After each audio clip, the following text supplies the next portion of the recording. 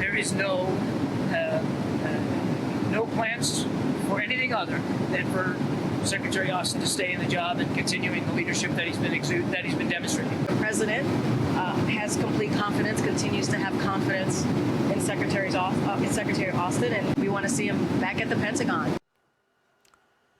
Welcome back. That was National Council spokesperson John Kirby and White House Press Secretary Karine Jean-Pierre, both standing by Defense Secretary Lloyd Austin alongside President Biden. All of this despite Austin misleading the administration, not telling the White House that he actually was hospitalized in an emergency situation.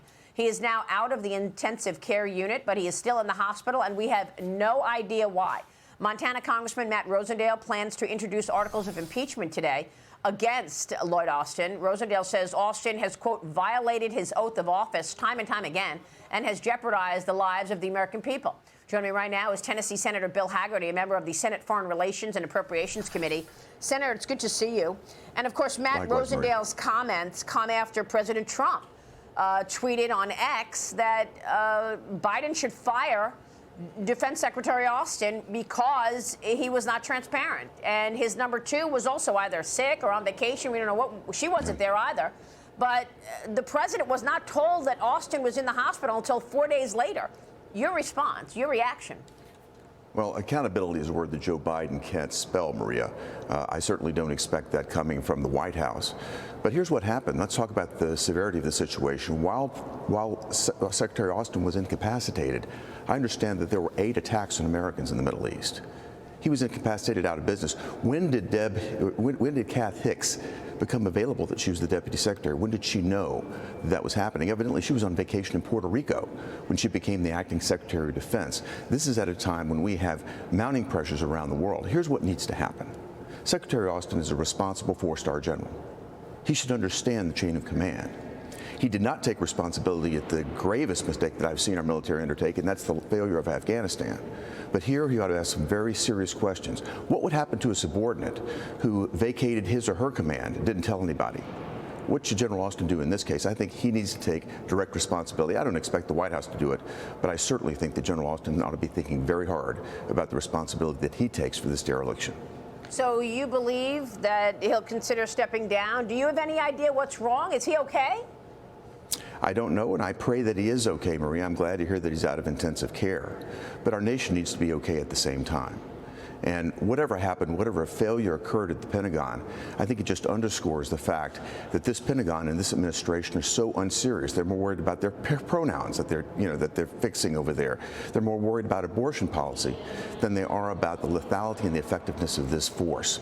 What Lloyd Austin needs to be worried about is our effectiveness and making certain that we're ready at all times. And the notion that our troops were attacked 8 times while he was incapacitated is absolutely shocking to the American public. So what about that? I mean, we're talking about a total of 128 attacks on our troops in the Middle East in just the last couple of months. This is since October 17th. What should the response from this administration be? Because obviously we've had no response. I don't know if that's the work of Lloyd Austin or Joe Biden. Maria, you and I both know that the core of all of this goes back to Biden's appeasement of Iran. Iran is behind everything that's been happening in the Middle East. Do you think the Houthis built those weapons? Iran is using their technology, they're using their training, and certainly their funding to unleash this war in the Middle East. This wasn't happening under President Trump. The maximum pressure campaign was working. We had Iran's reserves below $7 billion. As soon as Joe Biden came into office, he stopped enforcing sanctions on Iran. Now they're well over $100 billion by our estimates, and they're using those funds to come in and disrupt the entirety of the Middle East. We're losing control of the Red Sea. That's 15% of all of our commerce that moves by sea. What we have right now is an unmitigated disaster. This White House needs to wake up, snap back the sanctions, put maximum pressure back on Iran, and stop the source where it lies. But why are they not, okay? Why are they not? They just eased sanctions on China. Is this because he's compromised? Why are we easing sanctions on our #1 adversary? Why do we have a wide open border? I mean, do you have any answers for any of this? Why? Maria, we don't have any answers to the situation in China. We know what Biden family relationships have been with China. With respect to Iran, this is Obama's failed JCPOA policy that they just have religiously gone back to. And with respect to our southern border, this is a crisis that has been unfolding ever since Joe Biden came into office. They're continuing to allow it to mount. I think we all know what's underlying this. This has to do with the Electoral College and with votes at the end of the day. California was plus, or I should say the Democrat states were +4 about calculations I've seen in the 2016 race in terms of electoral votes that were manipulated based on the overcounting of illegal aliens that should not be, counted in the system. That number is probably up to 7 or 8 electoral votes right now, given the 7 to 8 million people that have come into this country illegally, that are being attracted to sanctuary cities in blue states.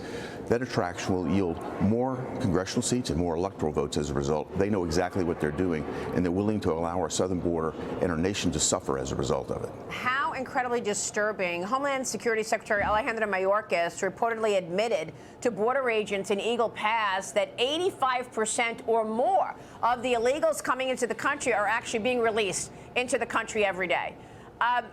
Initially he told Fox it was 70%. Now we understand 85% are being released.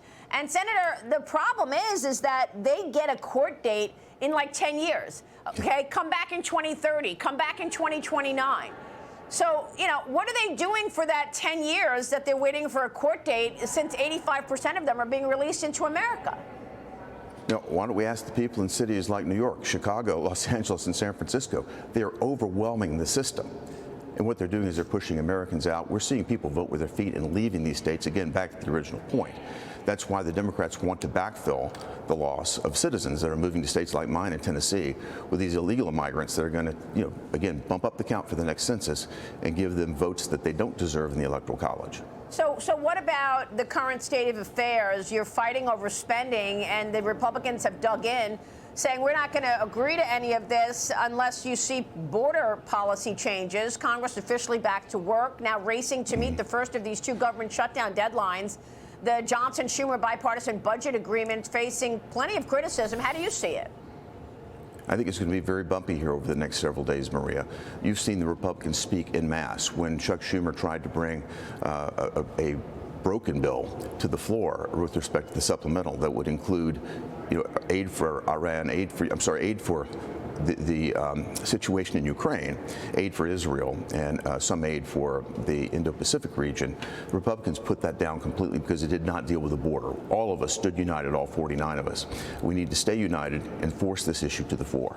So do you think you'll make progress here if you stay united and you don't agree to any changes? Because Johnson has this top line number of $1.59 trillion, but the Freedom Caucus is saying no. This is exactly the Nancy Pelosi numbers. It's actually more like $1.66 trillion in terms of a top line number on budget. Yeah, I think what we need to do is remain focused. I know that there's been a good deal of work underway, but I've not heard yet sufficient progress to make me think that we're going to get to where we need to be on the border. And back to where we started, Maria, the most significant crisis, the most significant national security crisis we face right now is at our southern border. There's been nobody better than you in reporting on this. Just since October, just since the attacks by Hamas on Israel, we've seen over 150 different nationalities apprehended at that southern border.